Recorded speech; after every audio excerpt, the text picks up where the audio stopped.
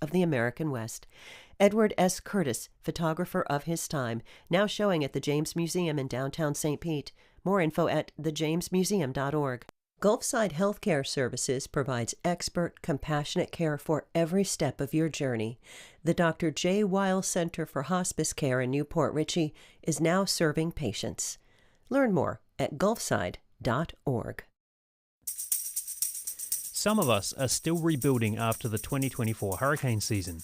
The greater Tampa Bay region got hit hard. One development in Bradenton made it through Hurricanes Helene and Milton unscathed. Homes in Hunters Point were built to withstand a Category 5 hurricane with 157-mile-an-hour winds, and they did. I'm Matthew Petty, and coming up this hour on Florida Matters Live and Local, is this how houses should be built in our state, and what's the cost? How much would you pay for a hurricane-resilient home? Call 813-755-6562 and let us know, or send an email, floridamatters@wusf.org. Then, 7 years ago, Floridians voted decisively to restore voting rights for people with felony convictions.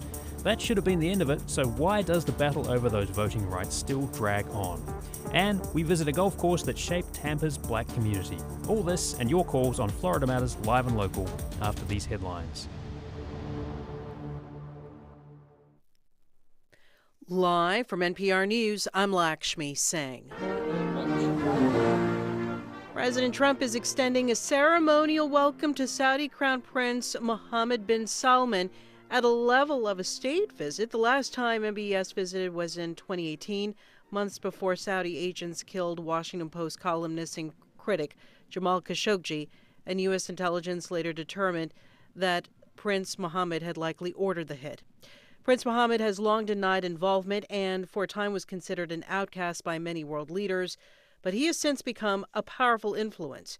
President Trump underscored that in his visit to Saudi Arabia in May. And today, both men are set to announce a series of pacts ranging from critical minerals to defense. NPR's Aya Batrawi reports on what Prince Mohammed is hoping to get from this visit. The biggest deal that's being eyed right now by Prince Mohammed bin Salman isn't actually more billions in weapons sales. He has enough of those. What he wants is a U.S. guarantee against a range of threats in the region, and that means a coveted U.S. defense pact similar to the one Trump signed with Qatar recently after it was attacked by both Iran and Israel over the summer. And this is not a defense treaty, so it doesn't need Congress to approve it, and it is less binding. But it does offer Saudi Arabia guarantees that the U.S. would use military measures, if necessary, to respond if it's attacked. NPR's Aya Batrawi reporting. On Capitol Hill, the House is expected to vote this afternoon to compel the Justice Department to release all of its files on the late sex offender Jeffrey Epstein. Here's NPR's Barbara Sprant. Over the weekend, President Trump encouraged House Republicans to support a measure that would release all unclassified files related to Jeffrey Epstein, who died by suicide in 2019 while awaiting trial on sex trafficking charges. That's a major reversal for the president, who's been encouraging Republicans to drop the matter. The administration has already released thousands of files to the House Oversight Committee, but there remain even more that haven't been made public. Should the House pass the measure, its fate is still not clear in the Senate. If it passes both chambers, the president says he'll sign it. Barbara Sprint, NPR News, the Capitol. The mayor of Raleigh, North Carolina, says immigration officials are now launching operations in her city. WUNC's Bradley George reports. Raleigh Mayor Janet Cowell says she doesn't know how long the operation will last. She says crime is down in North Carolina's capital city and a federal presence is not needed. In a statement, Cowell asks Raleigh residents to, quote, remember our values and maintain peace and respect through any upcoming challenges. Border Patrol and ICE agents began a sweep through Charlotte over the weekend. The Department of Homeland Security has said it's focusing on North Carolina because of what it calls sanctuary policies that it says limit cooperation between local authorities and immigration agents. Bradley George reporting. This is NPR News. Support for NPR comes from NPR stations. Other contributors include BetterHelp, committed to helping clients with issues ranging from relationship challenges and goal setting to grief and depression. Learn more at betterhelp.com/public. This is NPR. You're listening to WUSF 89.7. I'm Craig Kopp. For the first time in 10 years, a black bear hunt is scheduled for Florida. But WUSF's Douglas Soul explains some people do not want it to happen. Stop the hunt! Stop the hunt! More than 100 people from around Florida rallied at the state capitol Monday against a black bear hunt. Chris Costello from the Sierra Club's Florida chapter helped organize the rally. We're here appealing to Governor DeSantis. He is the only one that can stop this hunt right now. And so we're in his literal front yard, I suppose, asking him to stop it now. The state says bear populations have risen and there are too many encounters with the animal. The protesters say it's development that has increased. They say the hunt will hurt bear populations, and they advocate for non-lethal approaches, like locking trash cans. The hunt is supposed to start in a few weeks, but there's a court hearing next Monday on whether to block it. Douglas Soul, WUSF 89.7 News. While some are trying to thin the black bear population, others are celebrating a record number of turtle hatchlings. Anna Maria Island saw 30,000 baby sea turtles hatch this year, but not all the news was good. Kristen Mazzarella is the director of Anna Maria Island Turtle Watch, and she says damage to beaches from last year's hurricanes caused some turtles to not make it to the water. We're seeing the impacts of those hurricanes this year. We're finding that turtles are getting into private property a lot more because there's no dunes to stop them from getting up there. Turtles are supposed to use the light of the moon to direct them to the water, but the lack of sand didn't stop them from following man-made lights. State employees will get a little extra time to enjoy the holidays. Governor DeSantis announcing Monday that state offices will be closed November 26th, December 26th, and January 2nd. That is in addition to the previously scheduled closures for Thanksgiving and Black Friday, Christmas, and New Year's Day. I'm Craig Kopp, WUSF 89.7 News. Bach Tower Gardens hosts Dreamweaver, Tales from the Trees. It's an all-new immersive art exhibition where the lines between nature and the mystical blur with fairies, sprites, and more. Details at bachtowergardens.org. Want to be in the know, but you don't have a ton of time, especially in the morning? Well, the Bay Blend podcast from WUSF gives you the latest news and events in the Tampa Bay area in just a few minutes. It's fun, it's quick, and it's all about your community. Check out the Bay Blend weekday mornings wherever you get your podcasts at. This is Florida Matters live and local. I'm Matthew Petty. We're broadcasting from the doctors Lorraine Rubis and Neil Frankel studio in Tampa. Those of you who lived through the 2024 hurricane season know few parts of Tampa Bay escaped damage. Debbie came first, followed by the 1-2 punch of Hurricanes Helene and Milton. And the hurricane, I can tell you, is flexing its strongest muscles right now over the city of Tampa. The winds at hurricane strength. You can see the trees bending over, the rain coming down. Look at that. That looks so much more powerful than anything I've seen. Look at that huge tree limb just blowing through the intersection. I want to just give you a look at what's going on behind me because we're seeing that storm surge. Flood emergencies, punishing winds, and multiple tornadoes. Tonight, Hurricane Milton makes landfall as a Category 3 storm. Well, one community that made it through unscathed was Hunters Point. It's in Cortez, a village in Bradenton, about 15 miles north of Siesta Key. That's where Hurricane Milton made landfall. The homes in Hunters Point are solar-powered too. Is this development a blueprint for Florida as we face more intense storms, rising seas, and spiking energy prices?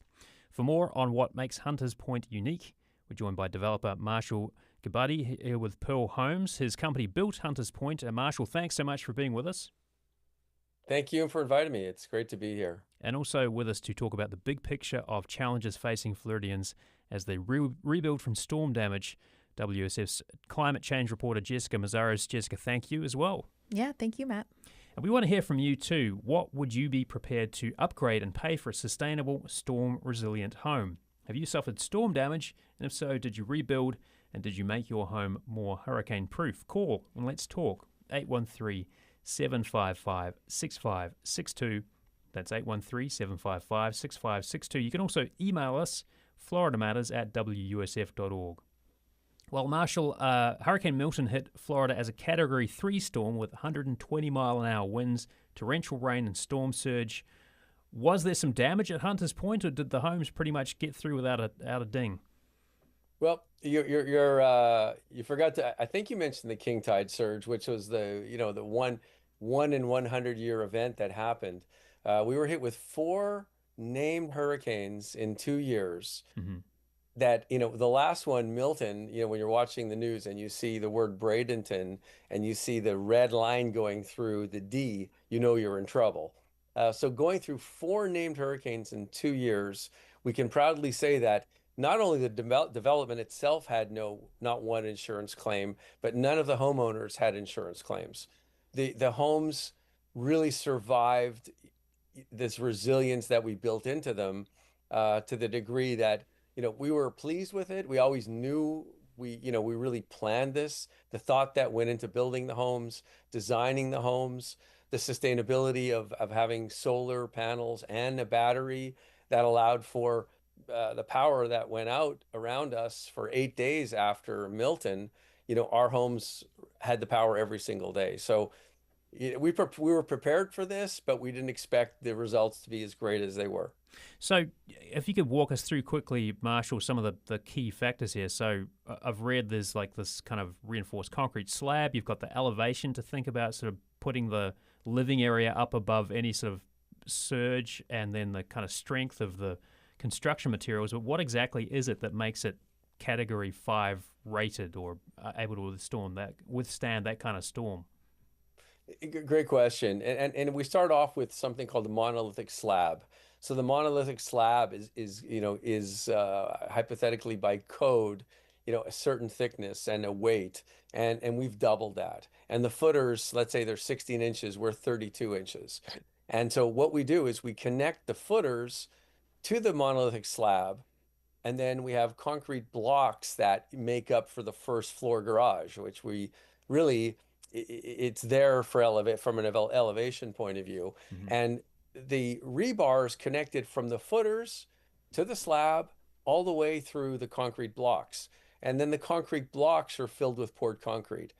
And then we go into our sustainability component, which is, timber, because on the second and third floor, we're still very concerned about sustainability. And in Florida, timber is more sustainable than concrete blocks. Mm-hmm. So we connect with the Simpson strapping, and traditionally and by code, it's 2x4s that the framing is normally done with. And what we've done at our Pearl Homes in Hunters Point is we use 2x6s, and each one of the 2x6 cavities is filled with 6 inches of foam insulation. So it's not just foam insulation on the roof. All the walls, all the ceilings throughout the home are filled in every cavity. Wow. And with the Simpson strapping, which are these steel beams that connect everything all the way through the foundation, that keeps the house stable. And that was the model, that was the plan, and the result is greater than the model. So a lot of thought and design went into this with the Florida Solar Energy Center, FSEC. We spent a lot of time. We spent 7 years developing this home, and we built one of these homes in our research and design center, which is another way of saying warehouse in Palmetto, but It sounds better. And we operated the home for 18 months to test its sustainability and its ability to operate during storms. So these are kind of so these are kind of like over-engineered. I mean, real quick, I want to bring Jessica into this conversation, but what do they cost? Because that can't be cheap, right? Well, from a perspective of cost, we had to test this in a hurricane high hazard zone. We had to test this where we knew we would have hurricanes. We knew there would be flooding. We didn't expect a king tide surge, but we did expect, hurricane winds. And, we can tell, as an example, something we learned is that coconut trees break between 85 and 90 miles per hour, whereas grand palms don't break till 150. Right. So what we've on the roads, the coconut trees all broke, but on the main areas of the community, the grand palms did not. So we knew we had the winds coming through. So when we built these homes, the prices, because we're on the water, started $1.1 million and go to $1.6 million for something on the water with a dock and with a pool. So elevators. We've really made these luxurious homes. Our next community is called Our Lives, which is a rental community in Ellington, which is about 12 miles away from Cortez. And that's going to be, those will be resilient and sustainable homes that are not for sale, they're for rent. Right. And that's going to give everybody the opportunity to live in a sustainable and resilient home.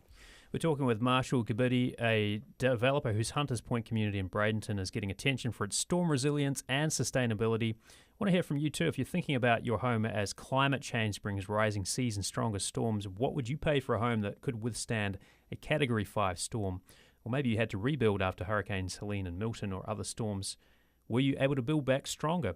Give us a call, 813-755-6562, and share your story. You can also email us, FloridaMatters@WUSF.org. Well, Jessica, you cover climate change. You've talked to a lot of folks who've had to rebuild after the most recent round of storms. What did some of these places look like after those storms? Yeah, particularly with Helene and Milton, I think it's important to first note that these were really distinct kinds of damage. With Helene, that pushed over 7 feet of salt water into homes and businesses, and salt water is super corrosive, but then mostly it recedes after.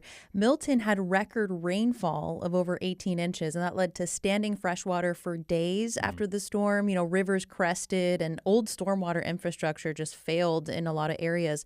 So back in September, homes along the coast were gutted, at least from the waist down, if not higher. People were having to scoop out this gray sea muck from their homes. I mean, it is smelly. It is hard to get out.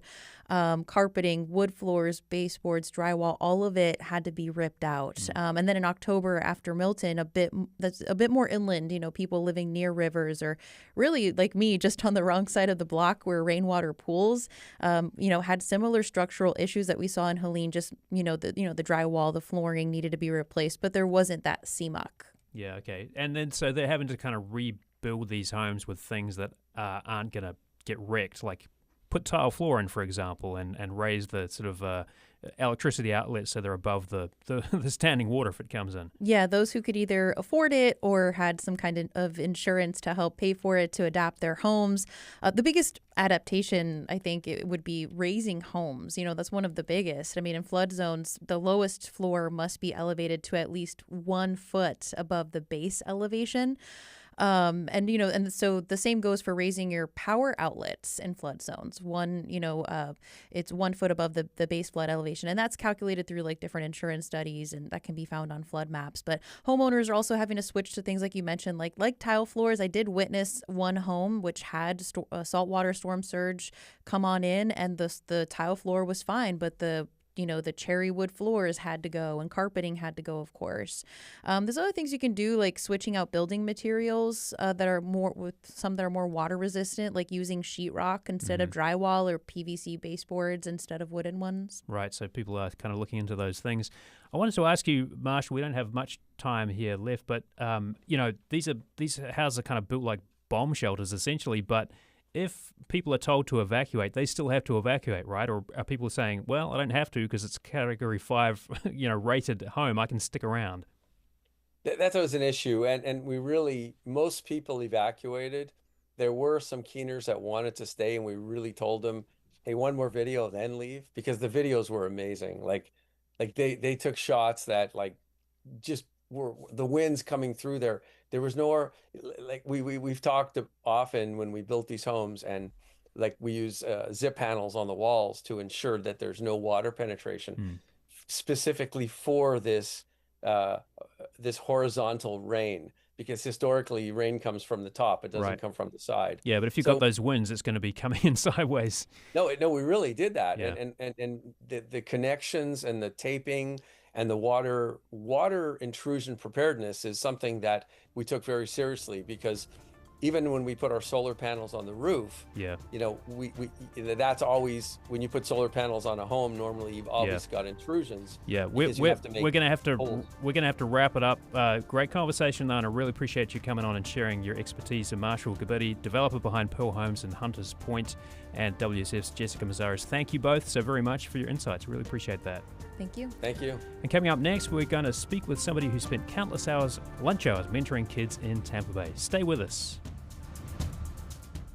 Support for WUSF comes from listeners like you and from Caldwell Trust Company, an organization which has been navigating clients toward their financial goals since 1993, building wealth and preserving legacy, the way it's meant to be. Learn more at ctrust.com. The legendary Robert Cray Band is bringing the blues to Clearwater. Catch them live at the Billheimer Capitol Theater on February 17th. Tickets are available now. For more information, visit rutheckerdhall.com. I'm Alyssa Nadworny. Saudi Arabia's Crown Prince Mohammed bin Salman is scheduled to visit President Trump in the White House. It will be MBS's first visit to the U.S. since the 2018 murder of journalist Jamal Khashoggi, which U.S. intelligence said was ordered by the prince. The two countries are working on a defense agreement. That's next time on Here and Now. Join us this afternoon from 1 to 3 on WUSF 89.7. Welcome back to Florida Matters Live and Local. I'm Matthew Petty. If you remember what it was like to start at a brand new school, it can be a bit intimidating. Lunchtimes especially can be tough for kids. Well, you're about to meet someone who's been a mentor and an ear for students in Pinellas County for about a decade. They did it through the Lunch Pals program. Dean Giancola has been a children's minister at First United Methodist Church in Tarpon Springs for more than 25 years, and he's the founder of UMatter 365 Inc., a non-profit focused on mentoring. Thank you so much for being with us. Thank you for having me. All right, so tell me about Lunch Pals. What is it? So it's a program that the Pinellas County school system created, and it's so simple. Basically, they identify a child that could use a mentor, an adult, to encourage them, and the mentor comes in during their 30 minutes of lunchtime and just sits down and gets to know them and encourages them, and eventually they hope that relationship continues to grow and it improves the child's overall, mental health and behavior. Yeah, I mean, school is a lot, right? And I'm sure there are kids who, for them, it's just kind of navigating the day is pretty challenging. Can you make a difference in just 30 minutes? Yeah, it's pretty amazing. Like you said, I've been doing this for a decade now, and a lot of the students they pair you with are just they're struggling home situations. There's a lot of the students that I have one parent in the home, and it's just like this added encouragement for them. It gives them kind of a voice, that they don't have because maybe its mom's got 2 or 3 jobs, and I've been with a student for maybe a total of 2 hours and made huge impacts, which I didn't know I was until the student started saying stuff to his friends when they would walk by and stuff like that. Yeah, so it doesn't take much. How did you get involved then? And did you realize that it would be this impactful when you got started? I had no idea. And the first time was a 6th grade boy at a middle school, and they paired me with him. And this is the one I was just talking about. I was with him for 4 sessions, which is a total of 2 hours. Right. And as we're hanging out, some of his buddies come walking by, and they say, "Who's this guy?" And he goes, "Oh, this is my dad." Okay. Wow. Yeah, it's amazing how great the need is for these kids to be in some kind of relationship with somebody that encourages them.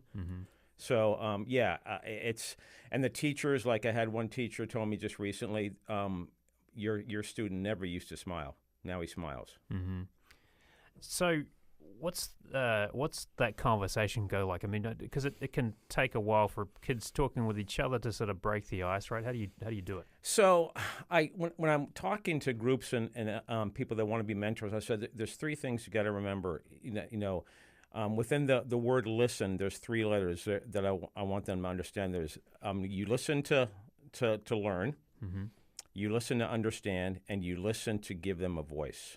So listening is the key, because they don't really care how much you know until they know how much you care.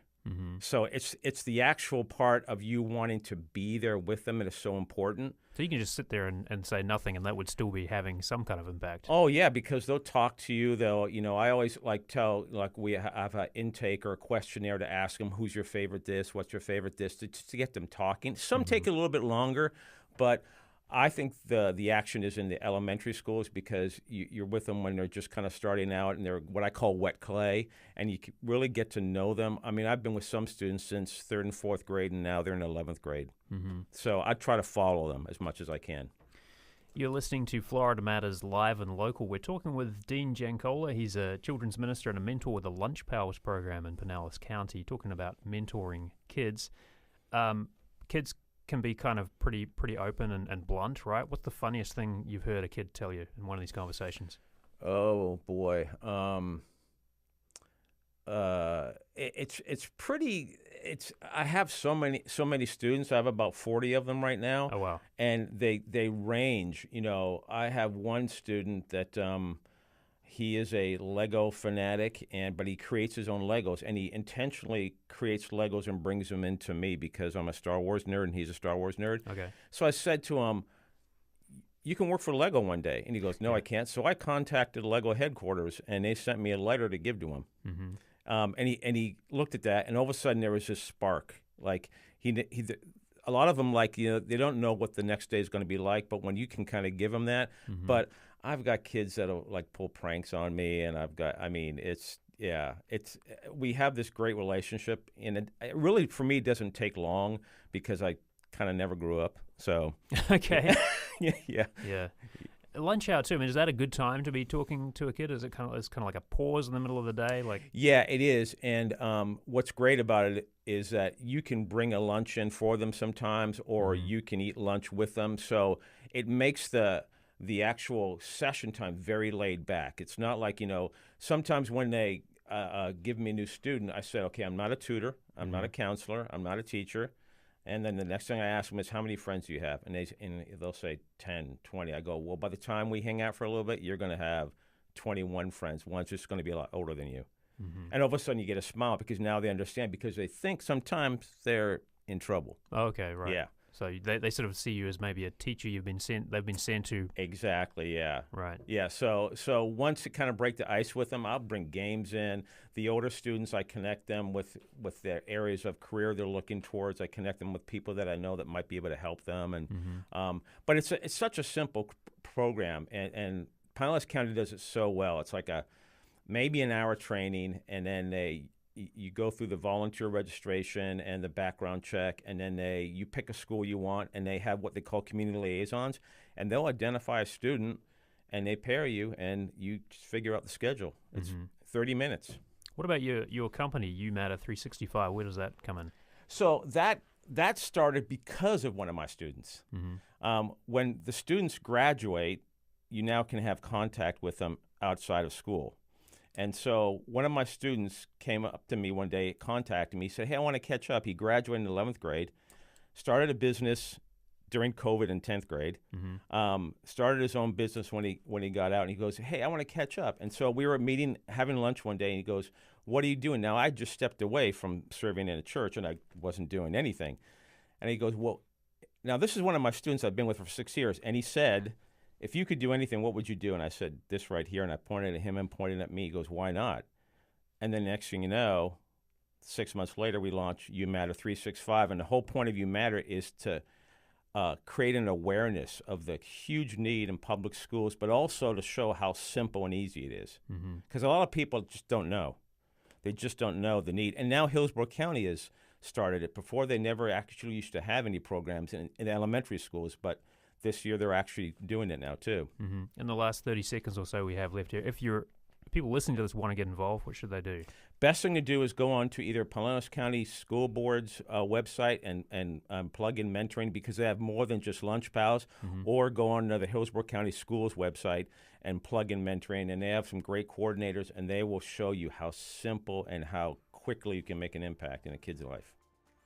That was Dean Giancola, who's been mentoring students in Pinellas County for about a decade through the Lunch Pals mentoring program. Coming up next, we're talking about the continuing fight in Florida over restoring the right to vote for people with past felony convictions. You thought that was settled, didn't you? And if you've got questions about who can and can't vote after serving a felony sentence, give us a call, 813-755-6562. You can also send us an email, FloridaMatters@WUSF.org. You're listening to Florida Matters, live and local. Stay with us.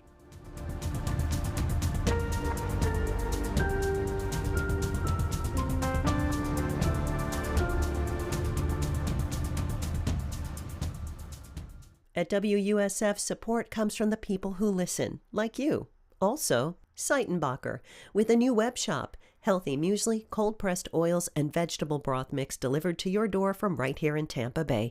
Details at Seitenbacher.com. Seitenbacher. Seitenbacher. What made American Impressionism uniquely American? In a New Light at the Tampa Museum of Art showcases bold, vibrant scenes of daily life, presented through Bank of America's Art in Our Communities program. Plan your visit at tampamuseum.org. On the next Fresh Air, Ben Stiller talks about growing up with showbiz parents. His father, Jerry Stiller, is known for his role on Seinfeld as Frank Costanza, George's father. And before that, he was in a comedy duo with his wife and Ben's mother, Ann Mira. Ben's new documentary is about the recordings his father made about his life and marriage. Join us. Great conversation on Fresh Air tonight at 7 on WUSF. Welcome back to Florida Matters, live and local. I'm Matthew Petty. In 2018, Floridians overwhelmingly supported a constitutional amendment restoring voting rights for people with past felony convictions. It was the culmination of a battle that took years, and the face of the fight was previously incarcerated Desmond Meade. This is what it's all about. So many people have died and gone through hell just so we can have the right to vote. Well, that's Meade speaking in Orlando in 2020 after voting at the age of 53 for the first time in his life in a presidential election. Meade had overcome homelessness and drug addiction, and after serving a sentence for a felony conviction, he went on to lead the Florida Rights Restoration Coalition. We all make mistakes in life, but when people pay their debt to society, that they should be able to be welcomed back into our democracy, because everybody benefits when more and more people vote. A more inclusive democracy creates a more vibrant democracy, and this is where our power is.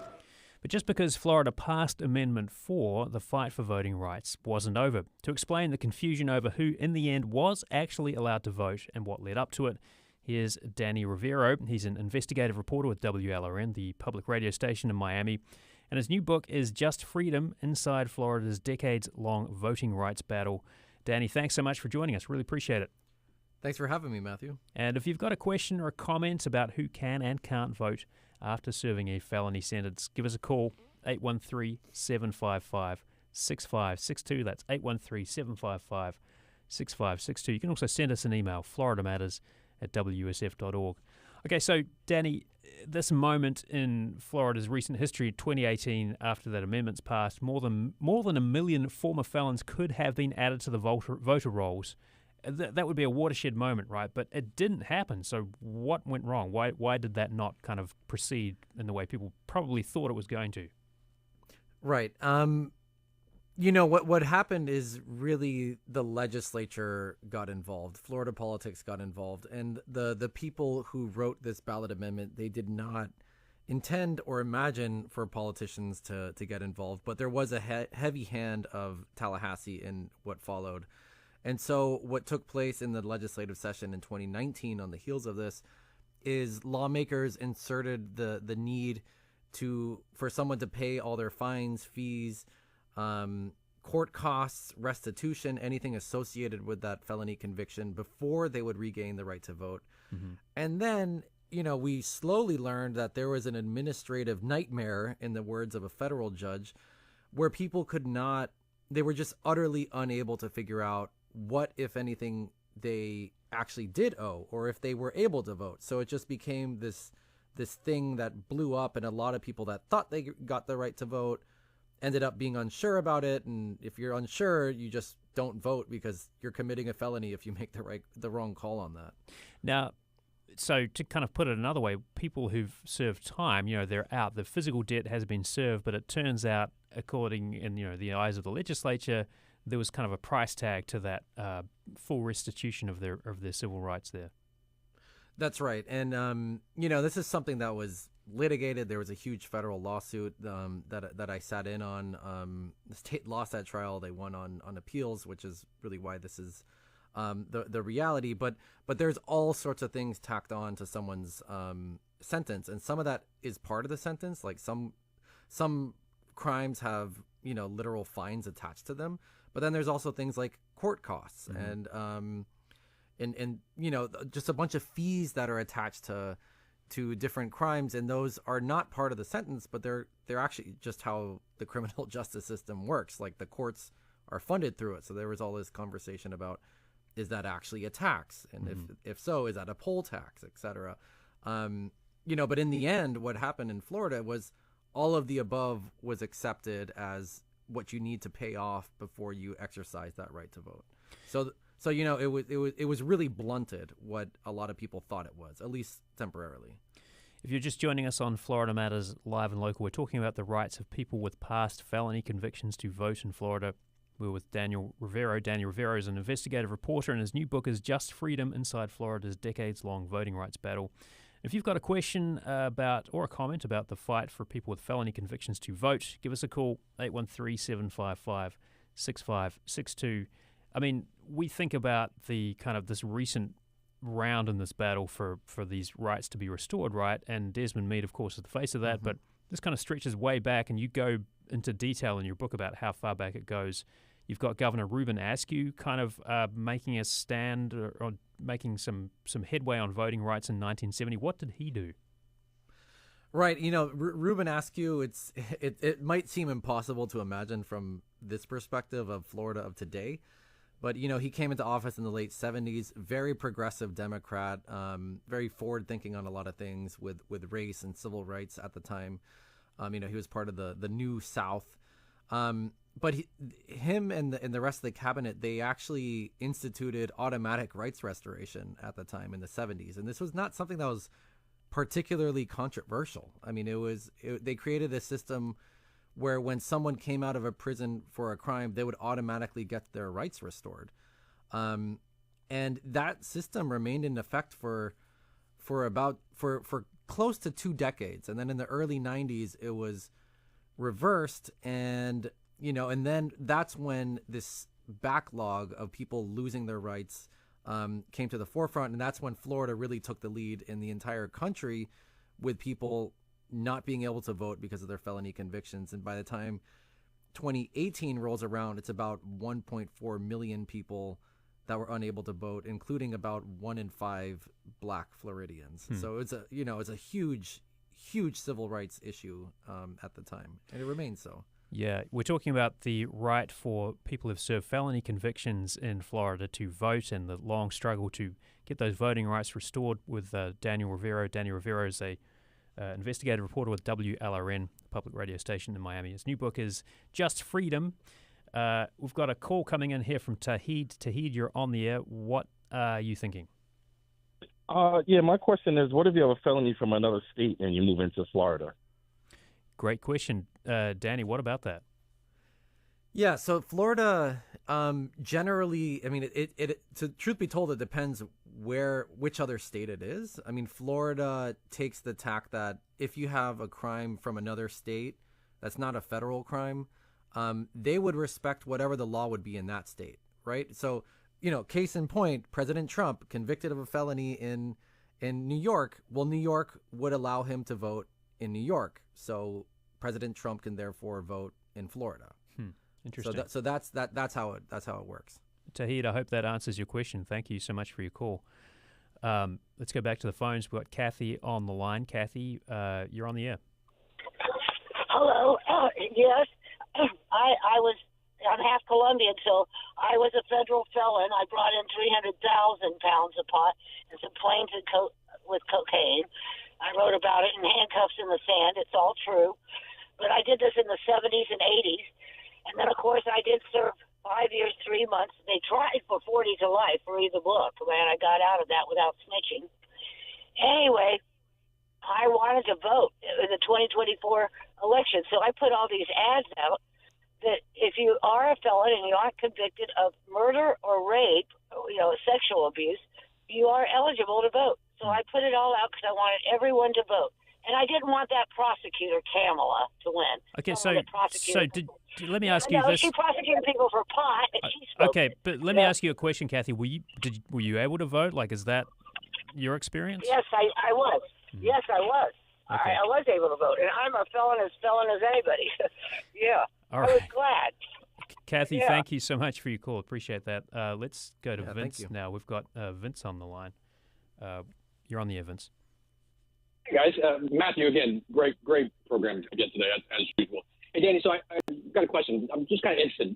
For it seems like the laws to keep felons from voting, it goes back a long time, and I apologize, I've not read your book yet, but for over the last 160 years, we actually spent time and legislation to take away more rights. It seems, every decade we'll go back in and we'll take away your rights to get, to take a gun, we'll take away your rights to get other professional licensing, and even some of the felons lose their rights even in family courts to get custody of their kids.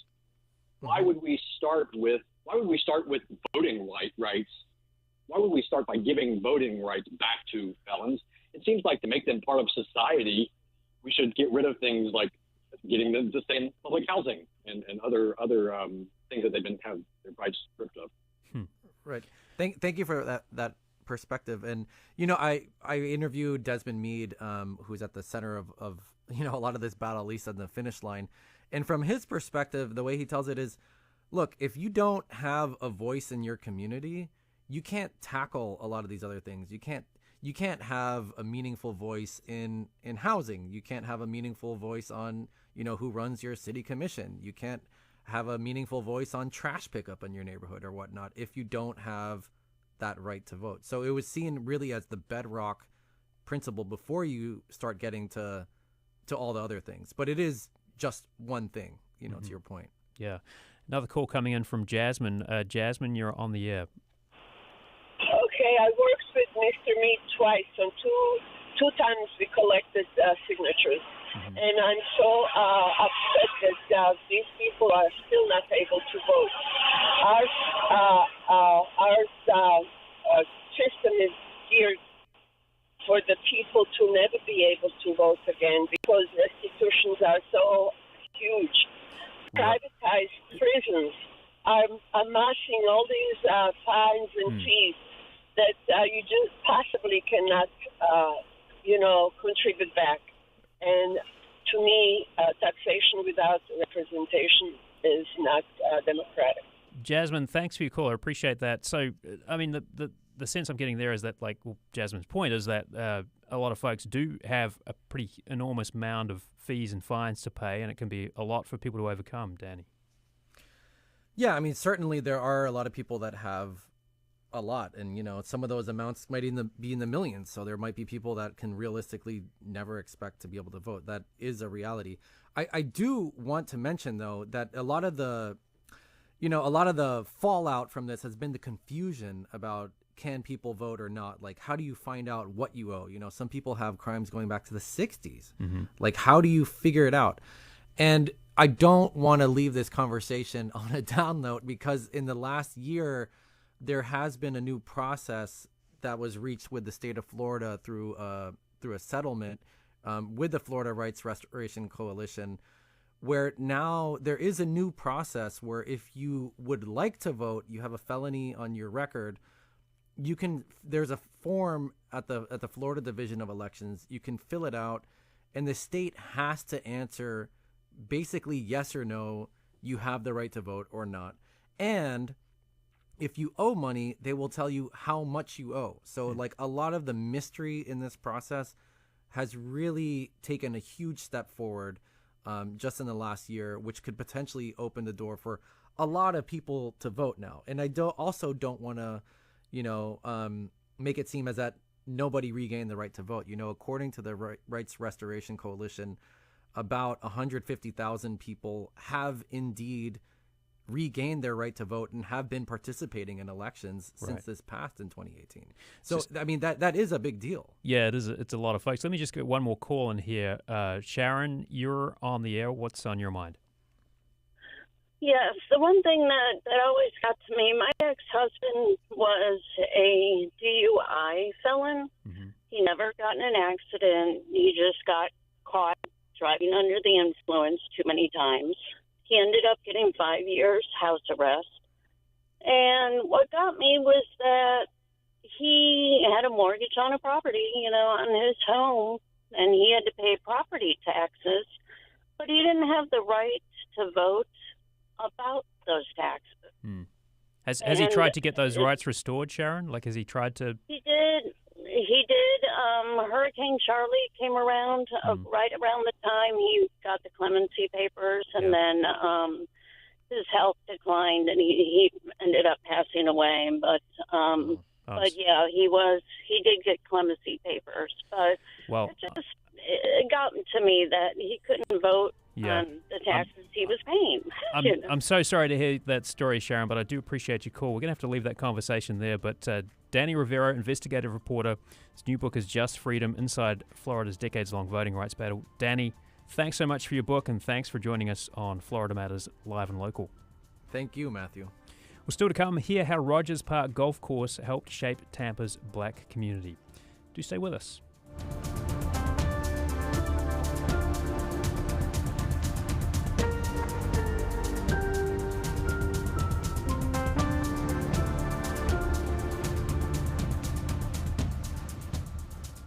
Listener support powers WUSF.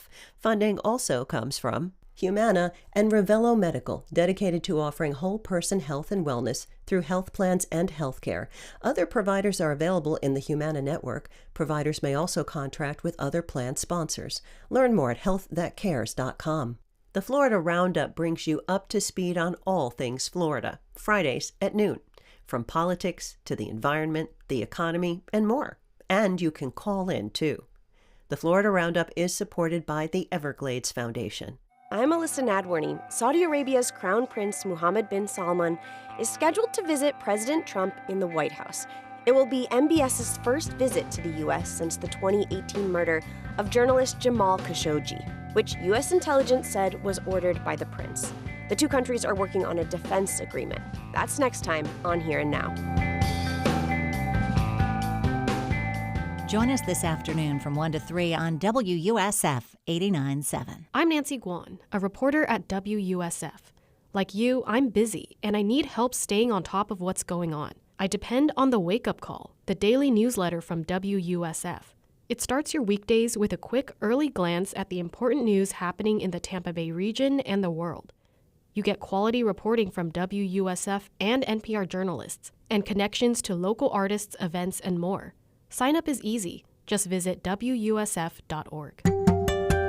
Welcome back to Florida Matters Live and Local. I'm Matthew Petty. Well, tucked in the old Seminole Heights neighborhood, not too far from Busch Gardens and surrounded by the Hillsborough River, is Rogers Park Golf Course. Rogers Park officially opened in 1951.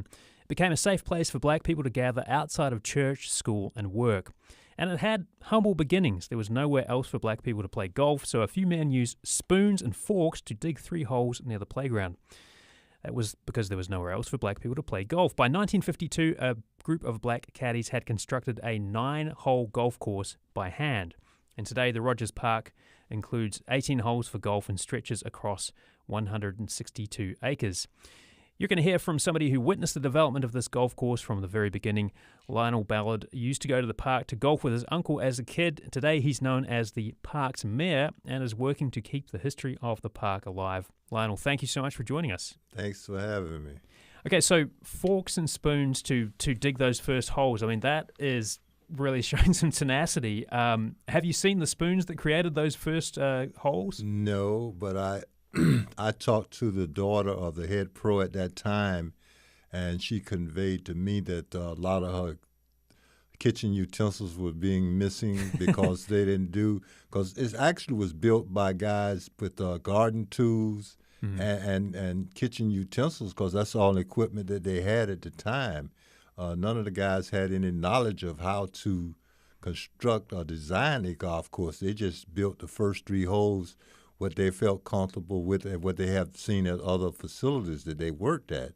So they just created minds and came up with whatever they had, resources they had, because they were receiving sand from the road department when the city was developing the city. They would dump the sand at the golf course. So they had wheelbarrows, whatever, buckets, whatever was available at the time to construct what they wanted, because they were determined to build a golf course. Yeah, that is real tenacity, real determination. So what got you started? Like, your dad was a golfer? My uncle took me to Rogers when I was 7, because I used to hit balls in the neighborhood, and they figured I was going to break somebody's window. So he would come by on Saturday and pick me up, take me to Rogers Park. He was an excellent player. Everybody knew him. He was actually considered a pro at that time when only blacks had their own tour. because they used to come in here to Tampa on the rotation and play an annual tournament every year, and we would see the best black players in the country that didn't have an opportunity to play other golf courses, and they would compete here and several other events. So I've been there since a young kid, caddying, working, playing a lot. I just been around. I'm involved with the First Tee program that's there now. I'm on the advisory board with the Sports Authority Golf Operations for Rogers Park. So golf is your life. Well, that's a lot part of it. I retired from TCO. I worked for Tampa Electric for 40 years, so it's part of my life, yeah. You got a little more time for the golfing now. I try to make as much time as I can. That's my outlet where I have peace and harmony. I'm outside, fresh air, nice people, got good friends, play with guys coming from out of state that come out every year, so it's just like a family environment. We just stay all the time, and it's a lot to do. If you talked about, you gave a lot of the early history, but Rogers have Top Tracer now. They have a short course for junior development. What is a top tracer? Top tracer is where you come out and hit balls, and it's a computer and tell you how far you can hit it and your golf angle. And if you want to learn how to play better, it's like a learning device. And people, it's very popular right now. We got a 9-hole junior short course that really popular with the women, where they can come out to play 9 holes in like 30 minutes. And it's a nice little walk. It's not like a championship golf course, so they don't get discouraged because they can't hit the ball that far. Yeah. But it's been very popular, and we got a junior area, practice area for the kids, the First Tee program. I want to ask you about that First Tee, but before, let me just play a little bit of sound here if I could. This is Michael Cooper. He's a former senior regional advisor with the United States Golf Association and former diversity director for the World Golf Foundation. And here's how he described Rogers Park to WUSF. When you cross those tracks, that's the way golf should look and feel. That's the way America should look and feel. Everybody's welcome. It's sociable. Everybody that's nice. They're welcoming. There's hugging. There's friendship. People from all walks of life. What's interesting to me about this is sometimes, golf can have a little bit of a sort of an elitist sort of a, atmosphere about it, right? Like it can be a sport that has that about it. But it sounds like what Michael's describing and what you've described is like it's very inclusive. It's like literally you can just walk off the street and play golf, and they it's any takers can come and enjoy a game of golf here.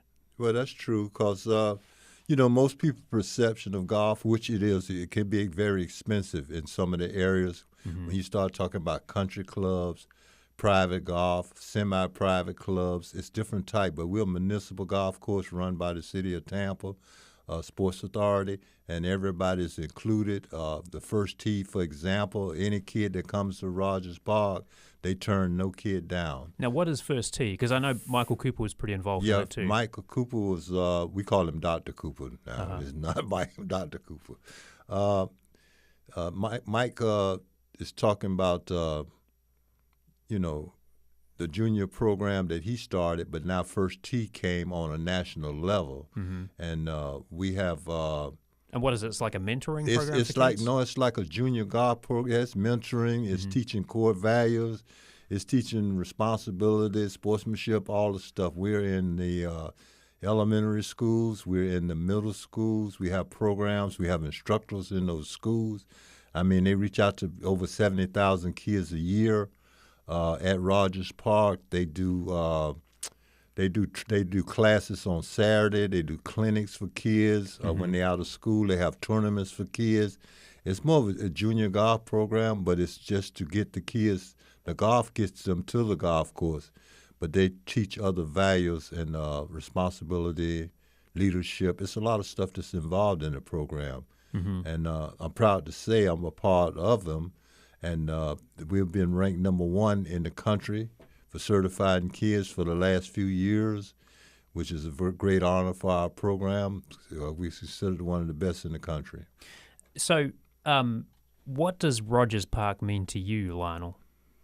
Well, Rogers Park, to me, is the reason I'm really proud of it, because when I was a kid, it was the only place one of the few places I could go for recreation and be able to do some of the things that didn't have in the community, like didn't have a park, didn't have nowhere to play.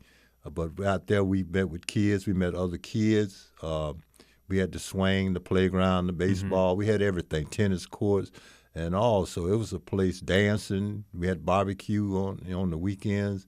And it was where all the families in the black community came together, and all the kids would play because have some kind of recreational relief. Yeah. So to me, it's real cherished ground by the community because they really believe in that because Rogers Park has been there ever since the start.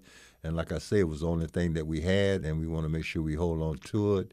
Do you think because you had this golf course in the community, like, has that influenced like just the level of golf in that community? Like, would you have, had there hadn't been that resource, would you have maybe gravitated to another sport like football or baseball or something else? Well, I played football and basketball and all, but Rogers Park, it was just donated to us by a black man, G.D. Rogers, and it was able to make a park for the whole community. The golf course actually evolved around a park that was built for the black community. The golf course was built by some men that just wanted to do it. And 61 and they were caddies? They were ex-caddies. And in 1961, Tampa funded and made it an 18-hole championship golf course. And that's how it evolved over the year. But, yeah, Rogers Park is very well respected by the community. As a lot of people play it. It's open to everybody in the community. And you have people come from Orlando, Clearwater, St. Petersburg that play weekly. It's people that weekly from out of different cities just to play Rogers Park. It's registered as a historical land site with the government, so it's got all kind of honors. It's been in the Black Hall of Fame. I think it was the first black course in the Black Hall of Fame. All the pros been there. You name them off the tour. Yeah. How does it feel to sort of see it? Because what you're describing is it's still a very vital and important part of the community and very kind of key to the world of golf in that part of Tampa. So how does it feel to see it still going strong after all these years for you?